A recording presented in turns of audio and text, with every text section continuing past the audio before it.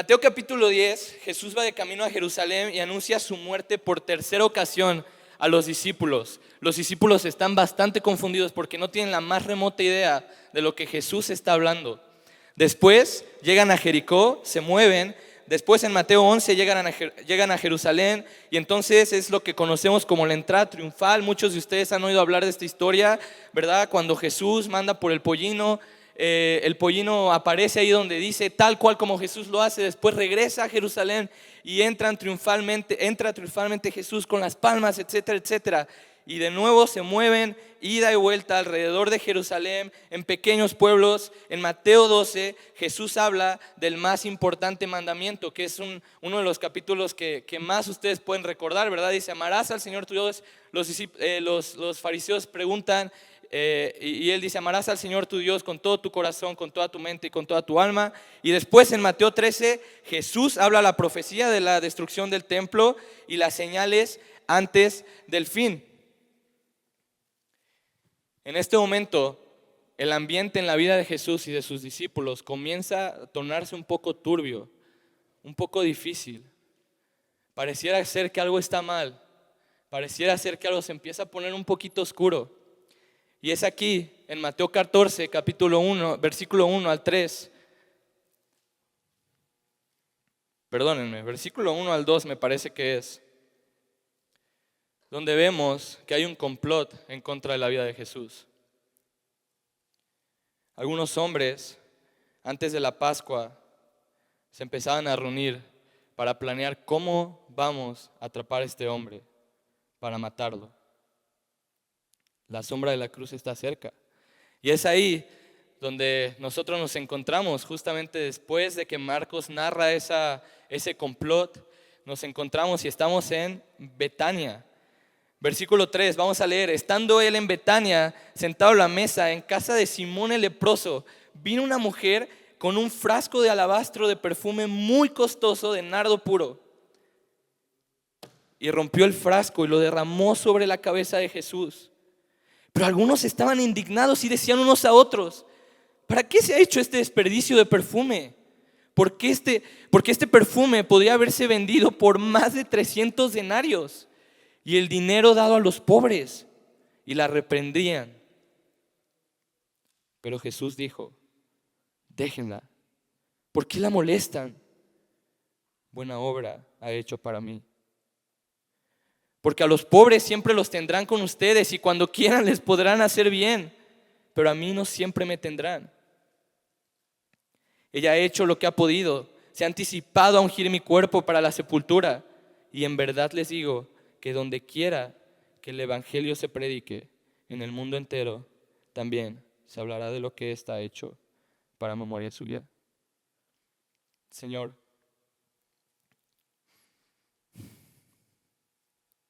reconocemos tu santidad, vemos tu gloria, Señor, y es abrumante en ocasiones, es un poco extraño, Señor, mirarte a ti.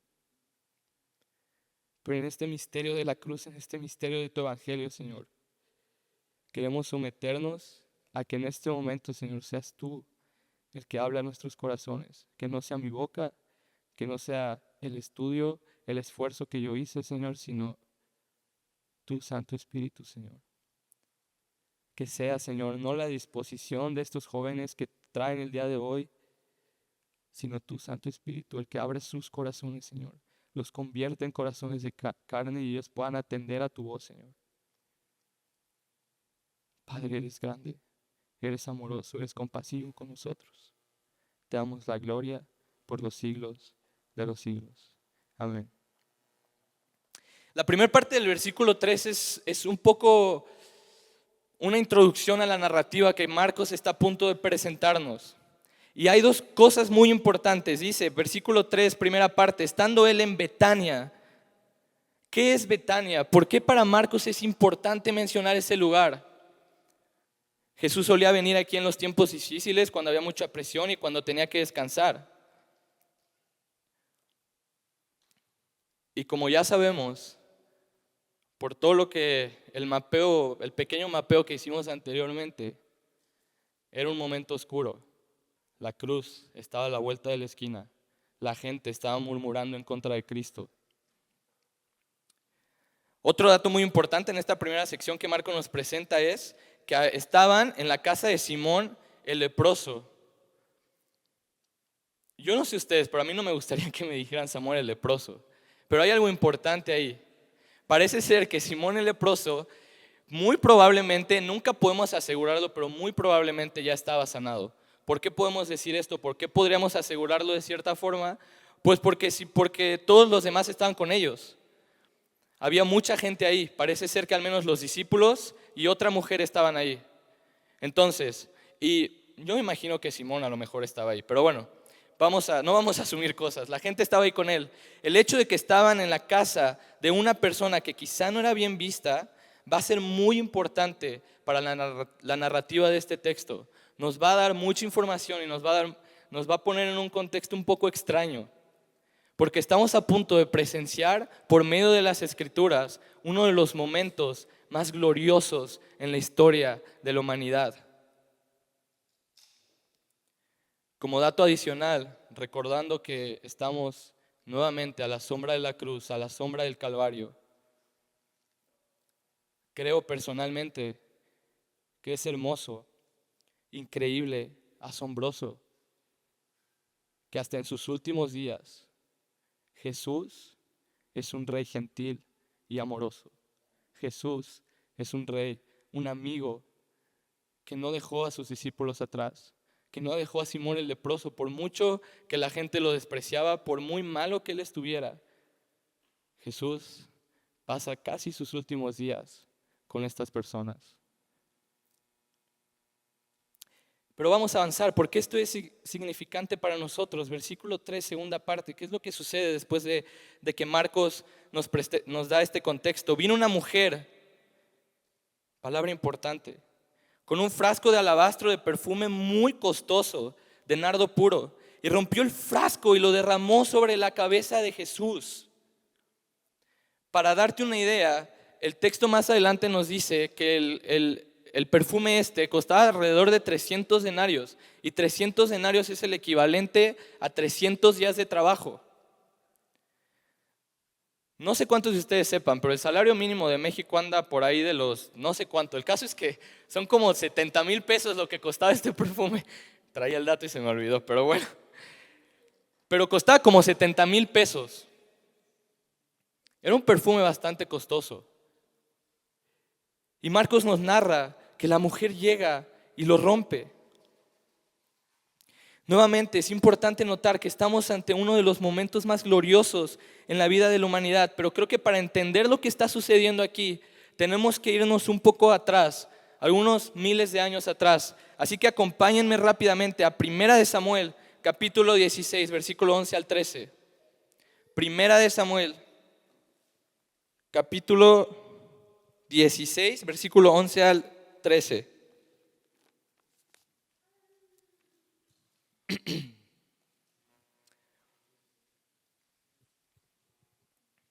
Se los voy a leer rápido. Samuel preguntó: ¿son estos todos tus hijos? Isaí respondió: aún queda el menor, es el que está apacentando las ovejas. Samuel insistió: manda a buscarlo, pues no nos sentaremos a la mesa hasta que él venga acá. Y envió a buscarlo y lo hizo entrar. Era rubio y de ojos hermosos y bien parecido. Y el Señor dijo: levántate, úngelo, porque es este. Entonces Samuel tomó el cuerno de aceite y lo ungió en medio de sus hermanos, y el Espíritu del Señor vino poderosamente sobre David, y desde aquel día en adelante. Luego Samuel se levantó y se fue a Ramá. No sé cuántos de ustedes estén familiarizados con la historia de David, pero David es uno de los recordados reyes más grandes del pueblo de Israel. Aquel rey que regresó la victoria y la gloria al pueblo de Dios, y que para los judíos en el momento en el que estamos en Marcos capítulo 14 era una eminencia. Era el rey David, aquel que todos recordaban, el glorioso rey que trajo la victoria a Israel.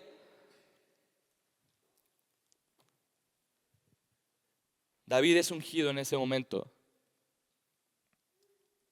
y es ungido porque en esos tiempos era importante para los reyes, para los que iban a ser reyes, ser ungidos para dar testimonio a las personas de quién era este hombre.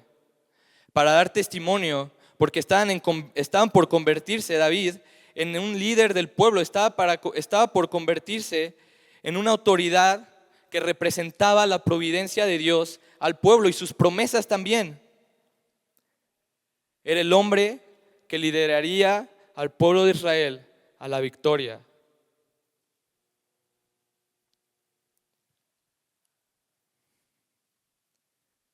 Con esto en mente, ya te puedes imaginar un poquito a dónde vamos caminando aquí y qué es lo que está pasando en esta casa de un leproso, en medio de la nada.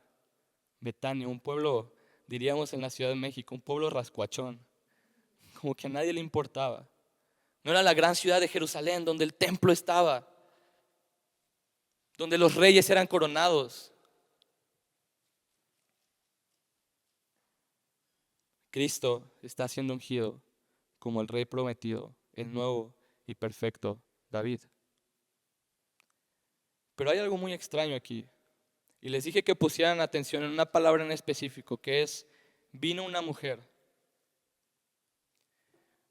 ¿Por qué quiero que pongan atención aquí? Porque en primera, en el contexto en el que estábamos, en la tradición judía, las mujeres eran vistas no solo como menos, sino ni siquiera las tomaban en cuenta.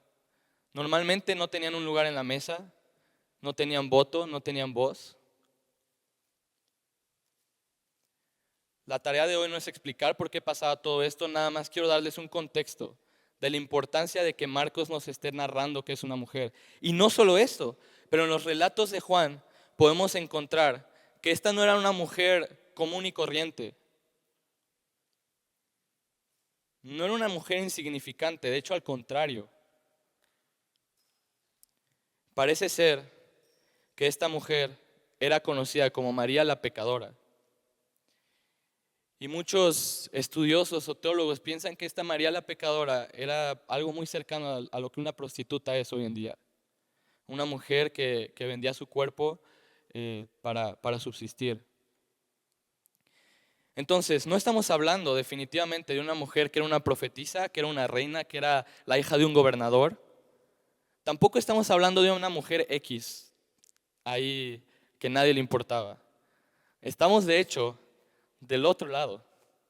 Estamos viendo que las mujeres de por sí eran vistas de forma denigrante en esos tiempos.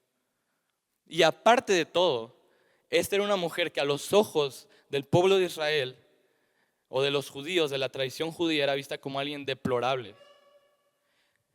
¿Por qué es esto significante?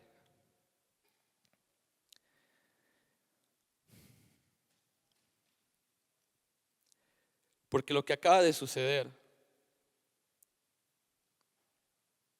lo que acabamos de leer, lo que esta mujer acaba de hacer, es posicionarse en un lugar, yo creo, podríamos decir muy cercano o incluso pasando al gran profeta Samuel.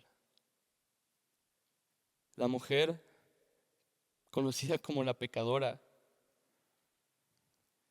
acaba de ungir al Rey de Reyes, que estaba caminando a la cruz del Calvario. ¿Qué hay de especial en esta mujer? ¿Por qué? ¿Qué acaba de hacer? Sigamos leyendo y vamos a averiguarlo sobre la marcha. Versículo 4. Pero algunos estaban indignados y se decían unos a otros, ¿para qué se ha hecho este desperdicio de perfume? Porque este perfume podría haberse vendido por más de 300 denarios y el dinero dado a los pobres. Y la reprendían. ¿Acaso la mujer hizo algo malo? ¿Acaso estaba cuco, hizo una locura, desperdició 70,000 pesos así en la basura? Quizás si estás familiarizado con la historia, tú obviamente vas a decir no. Pero eso no es lo que los discípulos pensaban. Los discípulos piensan que hay algo más importante que hacer en este momento. Darle a los pobres parece ser mucho más significante que ungir al Rey de Reyes para ellos. Pero la pregunta aquí es si realmente los discípulos estaban tratando de hacer algo justo o algo que era mejor, o simplemente era un acto de arrogancia y de justicia pura. Parece ser, desde mi punto de vista, que los discípulos están cegados a lo que estaba sucediendo en este momento. Como si ellos no estuvieran entendiendo que Cristo, el Redentor, estaba siendo ungido en sus caras. Estaban como sordos, como ciegos.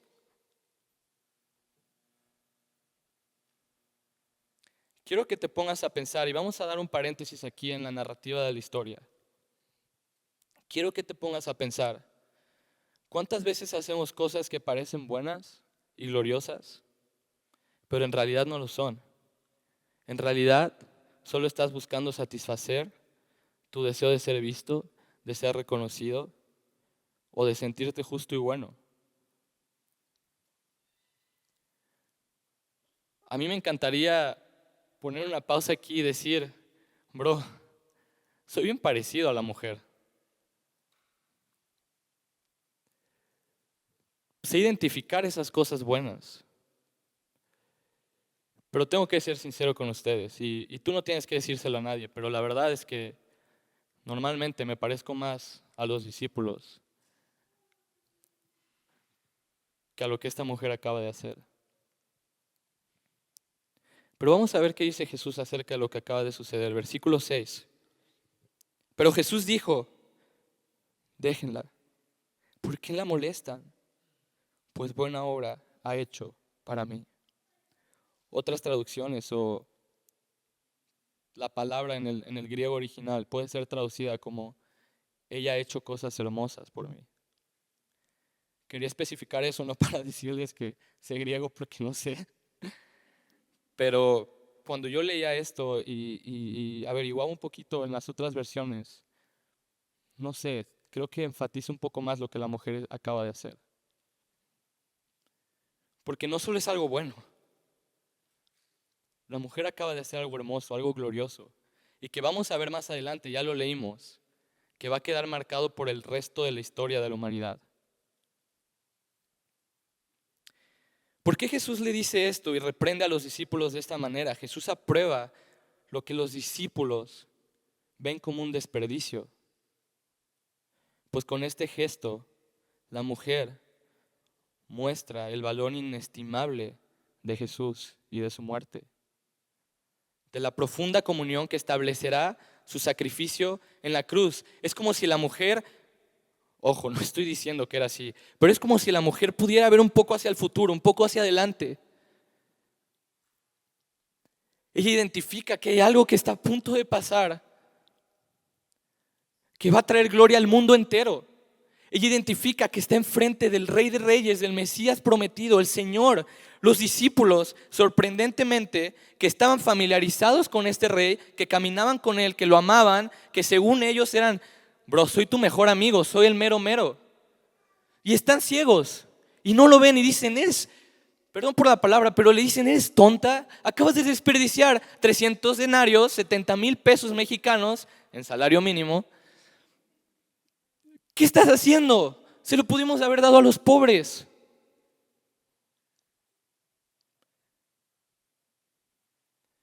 Pero yo les hice una pregunta hace rato y es, ¿qué es especial en esta mujer? Solo como datos importantes, este gesto no solo nos recuerda el ungimiento de los reyes, el ungimiento de un rey, pero también recuerda el precioso ungüento derramado sobre Aarón, el sumo sacerdote, que el salmista en el Salmo 133 compara con la inestimable bendición de la comunión de los creyentes. No solo estamos viendo un rey, pero estamos viendo al sumo sacerdote que tomará el lugar del pueblo de Israel delante de la justicia del Señor. Un momento glorioso en la historia de la humanidad. Amigos,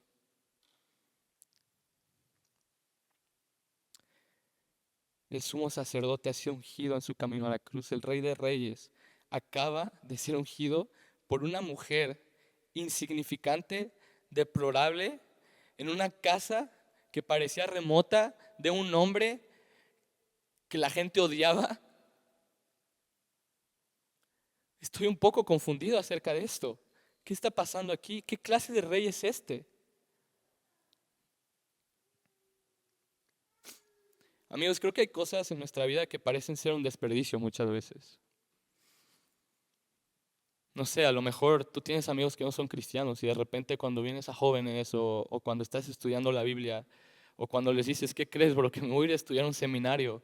O cuando les dices, ¿qué crees, bro? No puedo salir hoy porque mañana tengo congre, bro. Y a lo mejor tus amigos te dicen, qué desperdicio, bro. Qué desperdicio de tu tiempo, qué desperdicio de tu energía.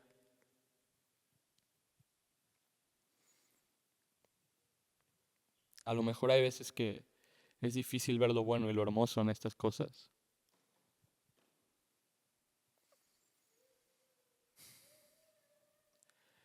Pero en realidad hay algunas de esas cosas que realmente son hermosas para el Señor.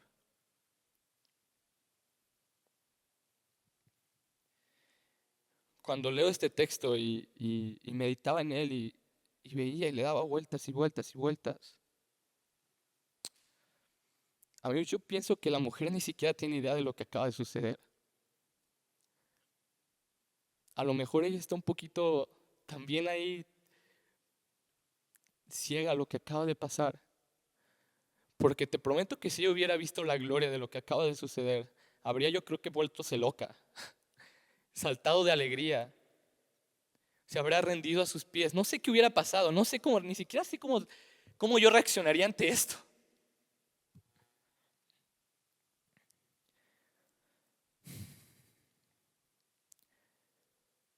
La devoción de esa mujer, la devoción genuina y el amor por su rey, por su Señor, la llevó a ser parte de uno de los momentos más gloriosos en la historia de la humanidad. Sin embargo, para los discípulos fue un poco diferente. Versículo 7, Jesús les dice, porque a los pobres siempre los tendrán con ustedes. Porque a los pobres, perdónenme, siempre los tendrán con ustedes y cuando quieran les podrán hacer bien, pero a mí no siempre me tendrán. Jesús históricamente elogia la generosidad continua a los pobres. Quiero que pongamos mucha atención aquí, porque es un poco sutil lo que está sucediendo. Los discípulos están disfrazando su arrogancia con justicia. Porque es importante que sepamos, Jesús sí elogiaba el tomar cuidado de los pobres, pero la devoción a Él era mucho más importante en este momento. Jesús les quiere hacer ver a los discípulos que mientras Él esté con ellos, no hay nada más importante. Juan en su evangelio observa que es Judas Iscariote el que se encuentra entre los discípulos que se oponen al derroche de este precioso ungüento y que su motivo no es la compasión por los pobres, sino la codicia personal. Nuevamente, creo que hay muchas veces en el que estamos de ese lado de la cancha más que del otro lado.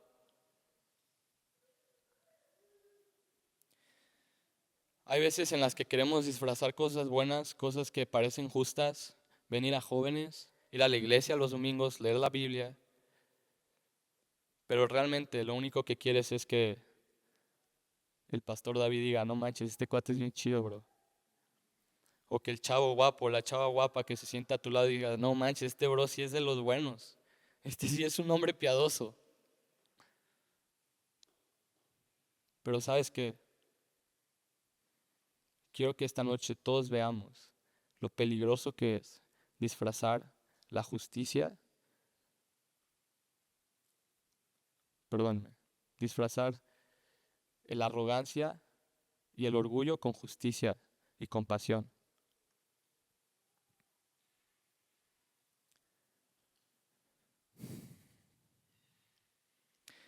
Entonces la pregunta que nos queda aquí al final es, Sam, ¿cómo puedo vivir una vida de cosas hermosas para Jesús y ser como esta mujer? ¿Cómo puedo pasarme de este lado de la cancha al lado de la cancha en el que todos queremos estar? Donde las cosas que hago son realmente justas, porque es confuso. Porque yo sé, cuando yo leía esto, yo me preguntaba y le preguntaba al Señor, Señor, entonces, ¿cómo puedo saber que lo que hago está bien? ¿Cómo sé que no es mi orgullo? Porque cuando voy y comparto el evangelio con estos chavos a las canchas de pickleball, no sé si sepas lo que es pickleball, pero ya luego, al final si quieres platicamos y te explico qué es. Pero bueno, vamos a las canchas de pickleball, compartimos el evangelio y yo quiero que todos me estén viendo. Yo quiero que mis amigos del seminario digan, no manches, Sam sí es de veras. Entonces, ¿cómo puedo pasarme al otro lado de la cancha? ¿Cómo puedo ser como esta mujer en lugar de ser como los otros? Versículo 8, Jesús dice, ella ha hecho lo que ha podido. Se ha anticipado a ungir mi cuerpo para la sepultura. ¿Sabes? Como les dije hace rato, quizá la mujer ni siquiera sabía lo que estaba pasando aquí. Pero aún así, aquí estamos contando su historia. La devoción de esta mujer la hizo ver su herencia en la gloria de Cristo. Amigos, la devoción genuina a Jesús, tu Rey, nuestro Rey, nos lleva a hacer cosas hermosas y buenas para Él. Esto no se trata de las acciones que haces, sino del previo a eso. Y yo creo que preguntas que me retan a mí mismo mucho es, ¿cuánto tiempo realmente paso con el Señor en mi día a día? ¿Yo realmente conozco a mi Rey? ¿O más o menos? La devoción genuina a Jesús nos lleva a hacer cosas hermosas y buenas para Él. Pero espera, Sam, espera. Hay algo que no cuadra aquí.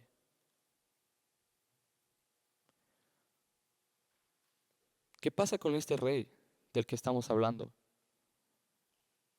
Porque hasta donde nos quedamos, la mujer acaba de ungir a un rey que murió. Ahí acaba la historia.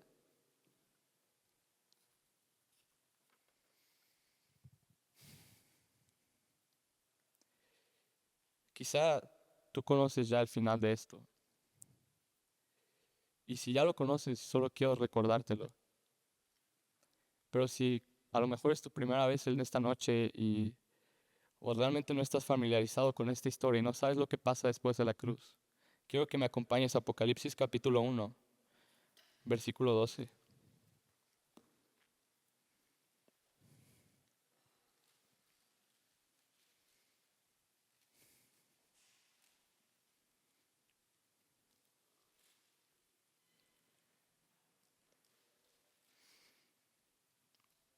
Escribe Juan. Entonces me volví para ver quién era la voz que hablaba conmigo. Y al volverme, vi 7 candelabros de oro. En medio de los candelabros, vi a uno semejante al Hijo del Hombre, vestido con una túnica que le llegaba hasta los pies y ceñido por el pecho con un cinto de oro.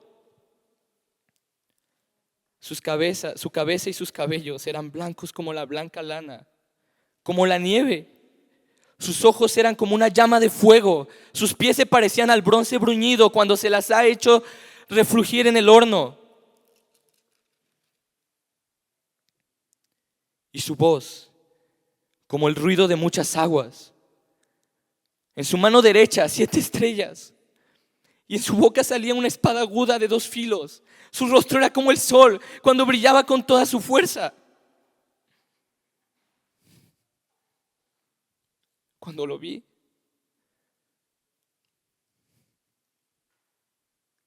caí como muerto a sus pies.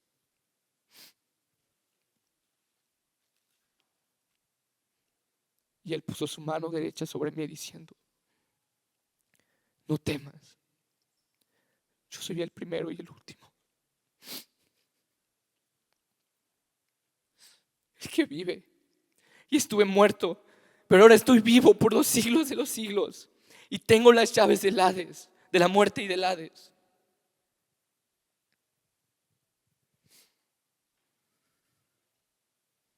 Estuve muerto, pero ahora estoy vivo.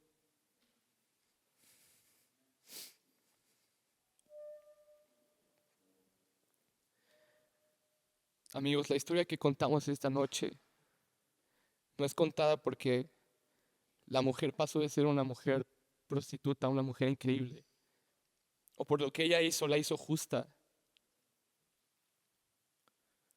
La historia que contamos esta noche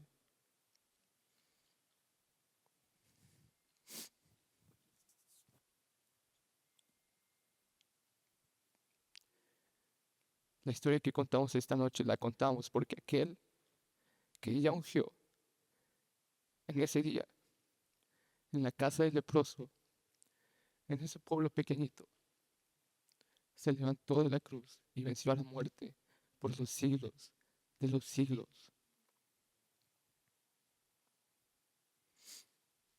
para que así todo aquel que en él cree no se pierda, mas tenga la vida eterna. Este es el mensaje del Evangelio.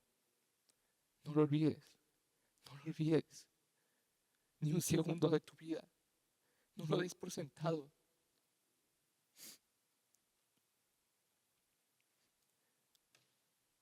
Por esta buena noticia ahora en devoción, podemos hacer cosas hermosas por Cristo. Puedes pasar de este lado de la cancha al otro lado de la cancha y vivir una vida en devoción, en amor, en gloria. Amigos, vivamos una vida haciendo cosas buenas y hermosas por Cristo. No importa si a veces se ven como un desperdicio. Vívelo. Vívelo con todo tu corazón, todos los días de tu vida. Padre, gracias. Gracias porque en la cruz del Calvario tú nos diste una vida nueva. Y porque ahora podemos hacer cosas hermosas y gloriosas por ti, cosas buenas para ti. Nunca dejes que pensemos que ungirte con un perfume caro es un desperdicio, Señor. Haznos recordar todos los días de nuestra vida que tu gloria es más importante. Señor, danos un corazón para vivir una vida en devoción genuina, donde podamos amarte, Señor, donde podamos hacer cosas hermosas por ti. Danos un corazón para que este mensaje, Señor, sea llevado a todas las naciones. Que no nos dé miedo lo que vayan a pensar los demás. Que no nos dé miedo que no responda la gente al Evangelio. Señor, tú eres el primero y el último. Aquel que murió, pero resucitó. Aquel que tiene las llaves del Hades, Señor, tú eres nuestro Dios. Y a ti, Señor, y solo a ti sea la gloria por los siglos de los siglos. Padre, bendice esta iglesia hermosa.